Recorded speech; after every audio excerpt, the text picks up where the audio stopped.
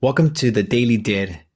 This Daily Did I Eat Well, has a chance to really revolutionize the way you look at eating, the way you look at food, the way you look at nutrition, so that you'll never have to diet again.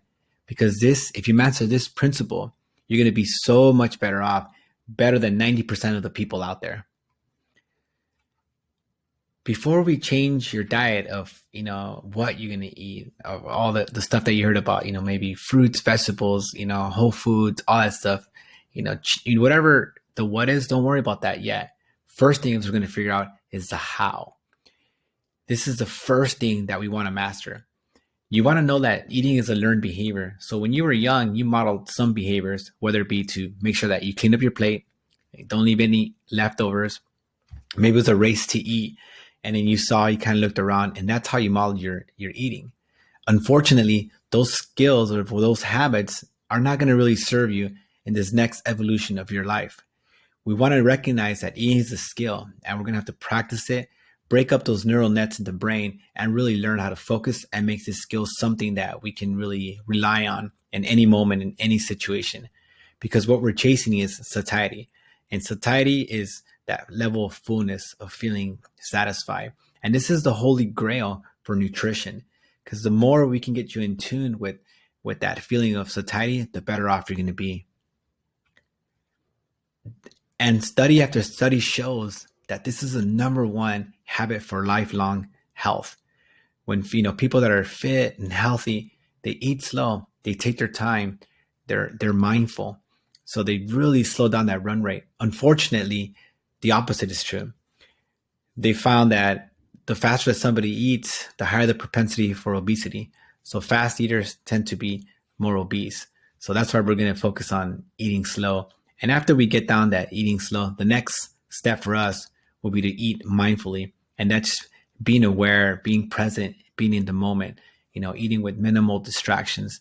And then finally, once we can do those two things, then we start really trying to pay attention to our body's cues to make sure that we eat enough and that we're satisfied, that we're feeling good about ourselves. Now, why does this matter? Because when you eat slow, for one, it slows you down. We're always in a rush and you're just running through things. It allows you to be present with your food.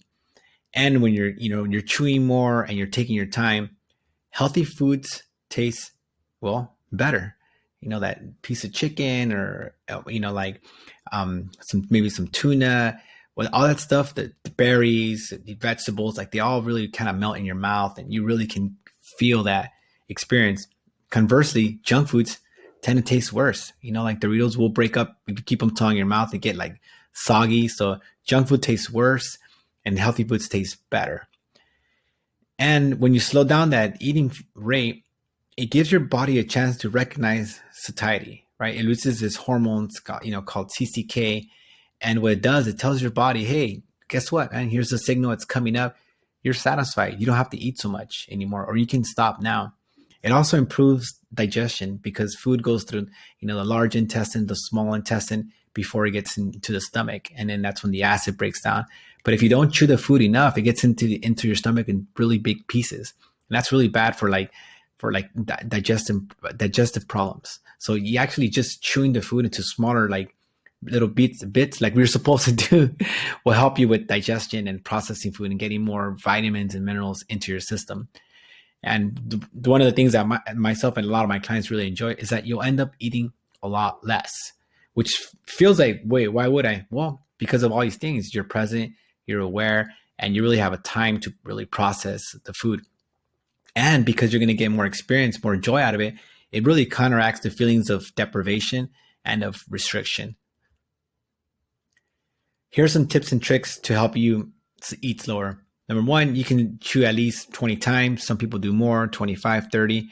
If you're not even close to that, pick a number that's good for you, like 10, 15, and just chew and chew and chew. And the more times you chew, the better off you're going to be. And it's going to take some practice. This is a process, and your brain's going to, it's a habit that it's a neural net that you're trying to break. So your body's going to fight back. Your mind's going to fight back and feel like this is uncomfortable. Recognize that change happens in the uncomfortable zone. So stay in there. Other thing you can do to slow down your eating rate is to eat with your offhand. So eat with your left hand. That'll usually slows down a lot of people. You can, if you're eating like a burrito or some type of like something that's handheld, you can put it down between bites. So don't just hold it, like hold the burger and just keep biting. Put it down between bites and chew and chew. You can drink water between bites or drink your beverage between bites. You can also put the utensil down between each bites. You can eat with chopsticks. Chopsticks have been shown to slow people down and make people eat a lot less food. And you can also set a timer. Some clients use timers. They set like, okay, I'm gonna take 15 minutes to eat my food, 10 minutes to eat my food, and they hit that timer so that they have like a visual cue of how slow they need to go. And these are all a bunch of tips and tricks that you can that have proven to be successful. Pick one or two that you'll give a shot to, and see how it works for you. And if it doesn't work, don't throw away the skill. Try a different technique, but just keep working on it, because I promise you, when you master this skill, everything else just becomes a whole lot easier. Now, let's say you master that skill, right? You're eating, you got tea. I got it. I'm eating down slower. Now, the next step is to eat without distractions. And this is the harder one, because we're used to eating with either our phones open, us reading something. Maybe we're working like a power lunch at work, maybe answering emails. Maybe you're eating, watching TV, watching a Netflix show, or whatever the case may be. And you're always eating distracted. Or even that, if you're like, don't have any like electronic distractions, you're just not aware. You're eating and then you're thinking about what you got to do tomorrow, what you just did before. So you're not really present in that moment, engaged and really experiencing the food. The problem with those distractions is that they don't allow you to be present with your actual hunger cues. Are you satisfied? Are you half satisfied? Are you starving? Are you stuffed? Are you full? Or are you just like super bloated now? And until we get like mastery of these different feelings, that we want to make sure that we eat without distractions. And I know when I'm talking about all the time, I understand when you're eating with the family or things of that nature, you want to have those, but I'm talking about when you have a chance, practice eating without distractions so that you can really get aware, because food can also numb us from feelings. So it's an escape. And I want you to be prepared for that once you like eat and you're settled in without these distractions, your feelings are going to come in. And the feelings are powerful because we're emotional creatures. And so whether you get a craving, whether, maybe you're stressed out, maybe somebody upset you, you want to get these feelings that are coming into your brain when, especially around like mealtime, when you're eating, right? Or when you're going for things that maybe you shouldn't be eating. And you want to start catching these emotions, these thoughts. You want to notice them and you want to name them.